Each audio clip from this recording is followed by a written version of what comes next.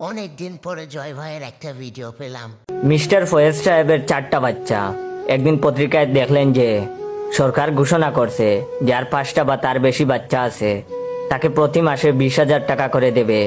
ফয়েজ সাহেব তখন খুশিতে গদগদ হয়ে তার বউকে খবরটা দেখালেন। একটু আমতা আমতা করে বললেন, তুমি যদি কিছু মনে না করো তো একটা কথা বলবো। তখন তার বউ বলল, বলো। কিছু মনে করব না।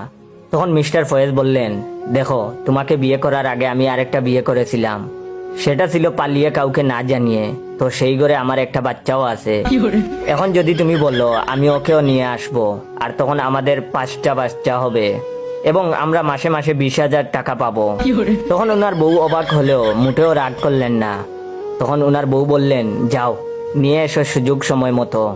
তো বাচ্চা নিয়ে ফিরে এসে মিস্টার ফয়েজ দেখলো তার ঘরের 2টো বাচ্চা গায়েব। তখন ফয়েজ বউকে জিজ্ঞাসা করলো, ব্যাপার কি?